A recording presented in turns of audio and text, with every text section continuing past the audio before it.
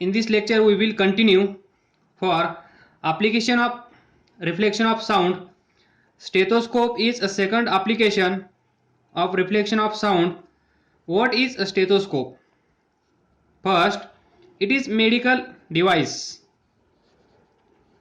Medical device or instrument. Medical device or instrument used by doctors.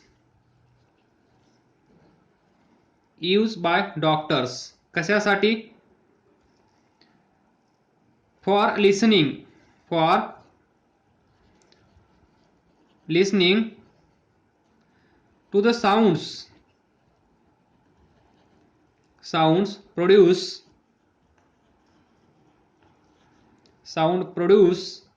within the human body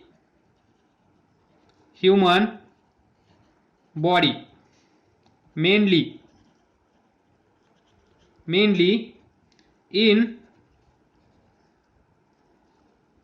heart and lungs.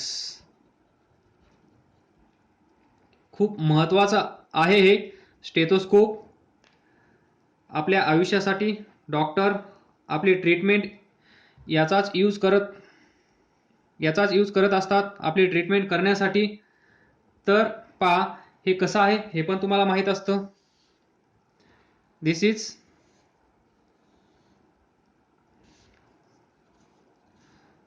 इथे एक tube असते, इथे असं एक device असतं. दिस याला म्हणतात चेस्ट पीस. याला म्हणतात इयर पीस आणि याला म्हणतात रबर ट्यूब. असा असतो stethoscope. Earpiece and chest piece are connected by a tube, rubber tube. हे आपल्या छातीवर ठेवलं जातं, आपल्या चेस्टवर ठेवलं जातं, लंग्सवर ठेवलं जातं आणि तिथे जो साऊंड प्रोड्यूस होत आहे तो साऊंड डॉक्टरला इथे ऐकायला येतो. That is sound source is here, sound listener is here. and these two pieces are connected by a tube. हा छोटासा कन्स्ट्रक्शन स्टेथोस्कोपचं.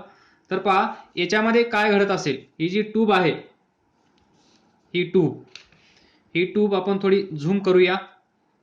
ही असेल ती ट्यूब. या ट्यूबमध्ये जो इथे साऊंड प्रोड्यूस झाला आहे तो असा येईल, बरोबर. इथे आल्यानंतर हा सरफेस, त्यानंतर तो रिफ्लेक्ट होईल, त्यानंतर इथे सरफेस, त्यानंतर परत रिफ्लेक्ट होईल. अँड हीच प्रोसेस अशीच कंटिन्यू चालू राहील. अशा प्रकारे साऊंड रिफ्लेक्ट होत असेल या ट्यूबमध्ये.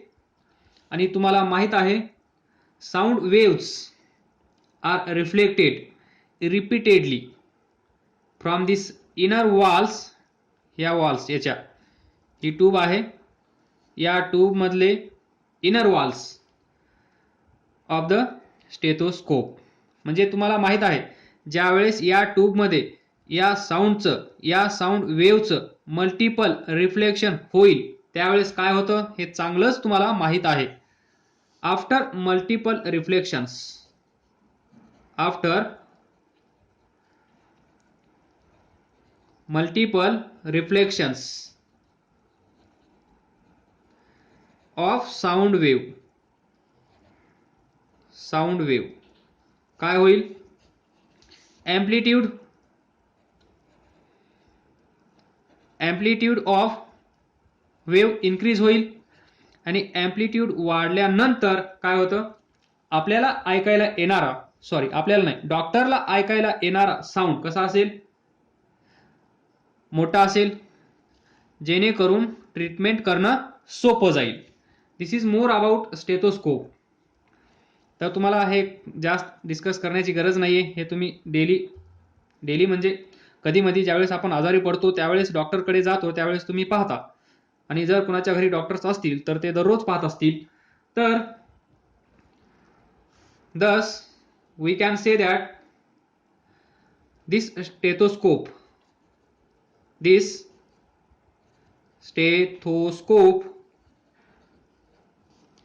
works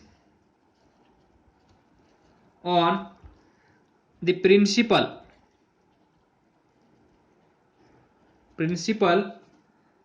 of multiple reflection of sound. जोपर्यंत साऊंडचं मल्टिपल रिफ्लेक्शन होत नाही तोपर्यंत त्या साऊंडचा म्हणजे त्या साऊंडची इंटेन्सिटी म्हणा, त्या साऊंडचा लाऊडनेस म्हणा, तीव्रता, म्हणजे तो साऊंड आपल्याला काय करायचा आहे, जो छोटा साऊंड आहे तो मोठा बनवायचा आहे, आणि ते बनवण्यासाठी त्याची लाऊडनेस वाढवण्यासाठी आपल्याला गरज आहे त्याचं रिफ्लेक्शन करावं लागतं. रिफ्लेक्शन केल्यानंतर ॲम्प्लिट्यूड वाढतं, ॲम्प्लिट्यूड वाढल्यानंतर लाऊडनेस इन्क्रीज होतो, आणि अशा प्रकारे आपल्याला ऐकायला येणारा साऊंड सुद्धा मोठा असतो. हे आहे basic principle use in stethoscope. याला असं नाव द्या, this is sound wave.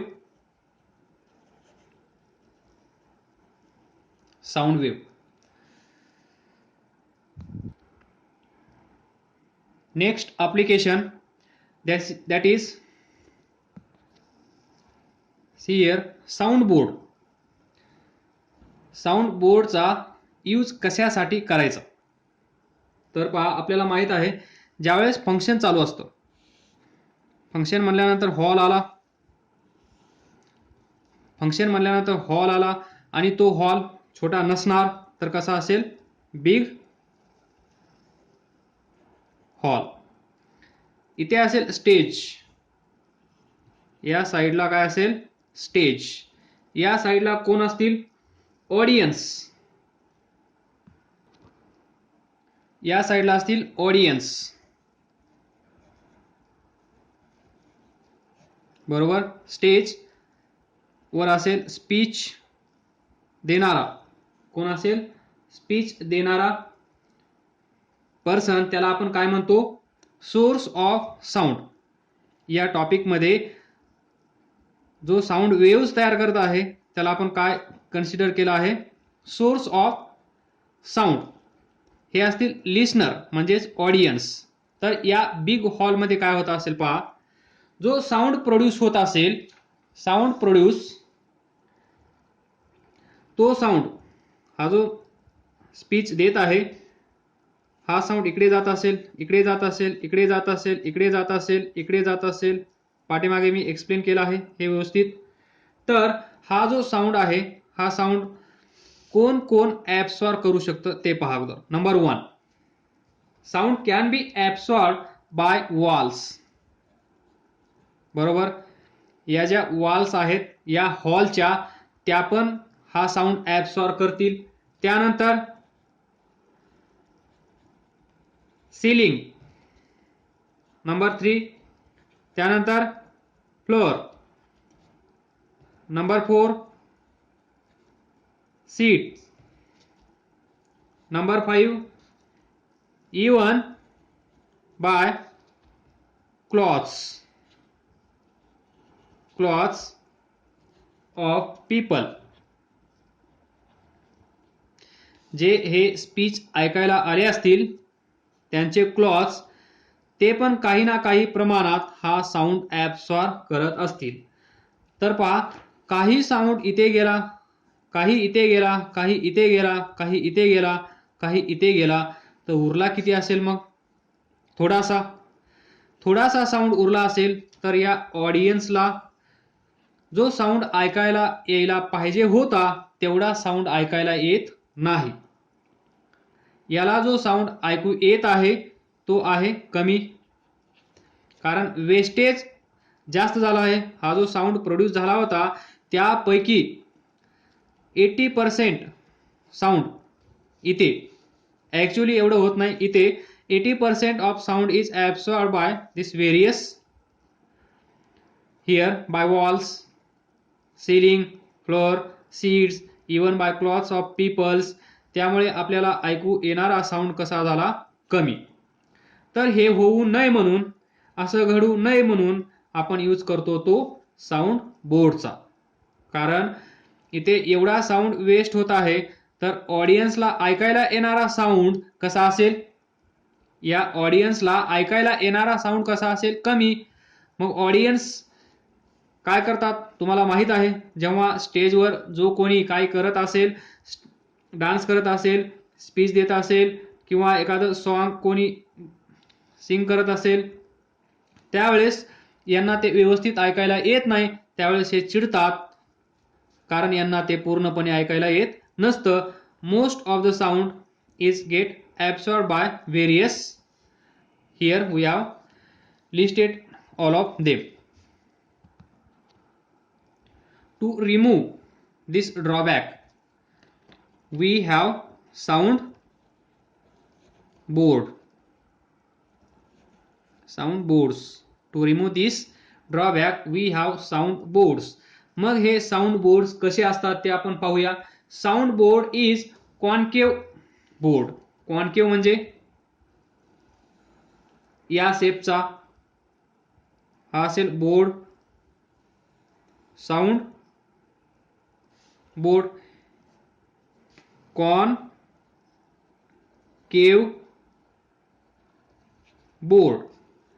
Sound board is concave board किंवा कर्व, याला तुम्ही म्हणू शकता curve board, which is place behind the speaker. तर हा कुठे ठेवला जातो, हा जो स्पीकर आहे याच्या पाठीमागे असा. तर याने काय होतं, तर पहा कॉन्केव बोर्ड म्हणजे काय असेल, याच्यावर लाईटच्या लँग्वेजमध्ये सांगतो, याच्यावर जेवढी लाईट पडेल ती लाईट एकाच ठिकाणी येईल. इथून लाईट आली इथे पहा, हा कॉन्केव, इथून लाईट आली इथे, इथून आली, तर पहा ही रे इथे भेटली, नंतर ही रे इथे भेटली, नंतर ही रे इथे भेटली, नंतर ही रे इथे भेटली. म्हणजे सर्व लाईट रेज रिफ्लेक्शन झाल्यानंतर ज्या पॉइंटला भेटतात त्या पॉइंटला आपण म्हणतो फोकस. तर या कर्व बोर्डचा किंवा या कॉन्केव बोर्डचा पण फोकस असेल इथे, याला आपण काय म्हणतो फोकस. आणि तो जो स्पीच देणारा आहे, स्पीकर, त्याला कुठे ठेवायचा आहे आपल्याला, या पॉइंटला. हा जो कर्व बोर्ड आहे, कॉन्केव बोर्ड आहे, त्याचा एक फोकस असेल आणि त्या फोकसला आपण ठेवणार स्पीकर असेल इथे. That is in our language source of sound. इथे असेल speaker, that is source of sound. जो स्पीच डिलिव्हर करणार आहे, जो कोणी असेल तो, इन शॉर्ट आपण म्हणूया source of sound is at focus. त्यावेळेस काय होईल पहा, याच्या समोर असतील हा हॉल, इथे असतील ऑडियन्स,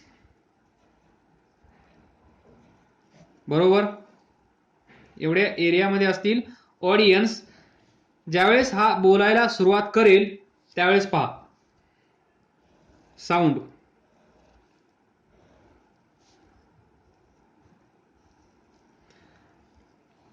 या असतील साऊंड वेव्स.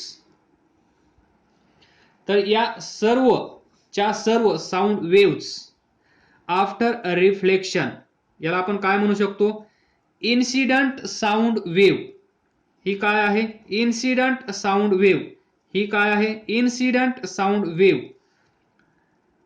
जेव्हा रिफ्लेक्शन होईल त्यावेळेस पहा, reflected sound wave, reflected sound wave, reflected sound wave, reflected sound wave, reflected sound wave, reflected sound wave, reflected sound wave. या सर्व साऊंड वेव्स कुठे जात आहेत? After reflection. हा ऍब्झॉर्ब करणार नाही, लक्षात ठेवा. हा ऍब्झॉर्ब करणार नाही. हा जर ऍब्झॉर्ब करणार असेल तर इकडे काही जाणार नाही. सर्व साऊंड इथेच गायब होईल. हे वाट पाहत बसतील. आता हा बोलेल, नंतर बोलेल, नंतर बोलेल. हे वाट पाहत असतील. 1 तास हा बोलून बोलून निघून जाईल. तेव्हा यांना कळेल की फंक्शन संपलं आहे. तर असं होऊ नये म्हणून हे जे रिफ्लेक्शन झालेलं आहे, हे जे रिफ्लेक्टेड साऊंड वेव्ज आहेत त्या कुठे जात आहेत? ऑडियन्स कडे. अशा प्रकारे या साऊंड बोर्डचा आपण यूज करत असतो. तर पहा, हा जो स्पीकर आहे तो कुठे आहे? Speaker is at focus. Speaker is at focus. तर याचा यूज तुम्हाला समजला आहे थोडक्यात. नेक्स्ट, या सर्व रिफ्लेक्टेड साऊंड वेव्ज आहेत. या तुम्ही याला लिहू शकता.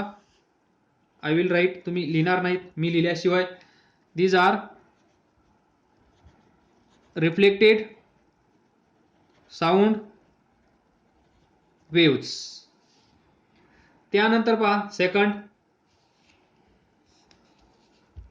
ज्यावेळेस आपल्याला समजलं की साऊंड ॲब्सॉर्ब पण केला जातो, म्हणजे साऊंड विनाकारण वेस्ट होतो, त्यावेळेस जे आपले फंक्शन हॉल असतात, सिलिंग ऑफ कन्सर्ट हॉल्स, जिथे सॉंग्स गायले जातात, जिथे मैफिल असते तिथे, कारण तिथेच याचा खूप महत्त्वाचा यूज आहे. कारण तिथे जे सॉन्ग आपण ऐकणार आहोत ते जर सॉन्ग आपल्याला व्यवस्थित ऐकायला येत नसेल तर त्या गाणाऱ्याचा आपण जे जयकार करणार नाहीयेत. त्यानं ते सॉन्ग चांगलं गायलं आहे असं आपण म्हणणार नाहीयेत. त्यामुळे काय केलं जातं, हा जो कॉन्फरन्स हॉल असेल, number 1 concert hall, number 2 conference hall, number 3 cinema hall, आणि भरपूर सारे function hall.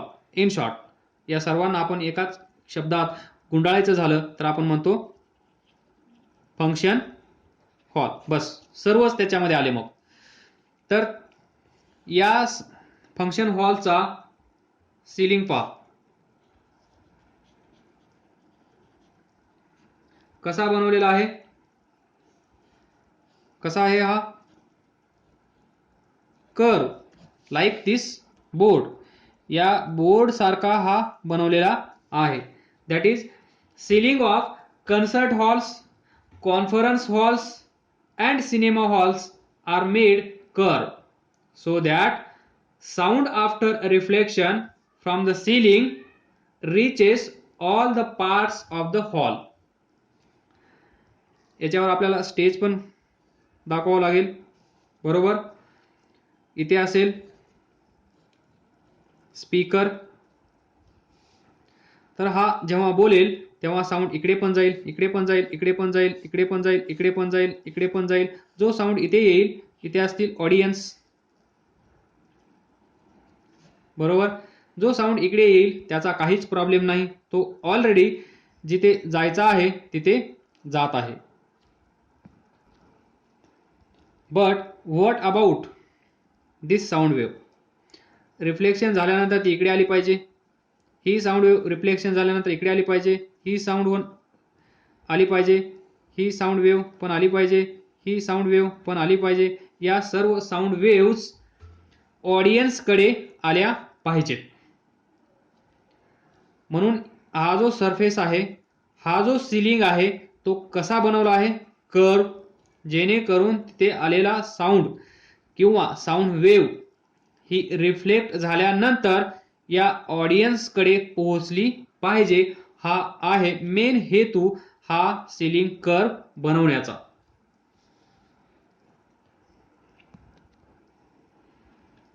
This is more about reflection of sound. काय समजलं नसेल तर विचारा, अभ्यास करत राहा, पुढे जात राहा. All the best. थँक्यू.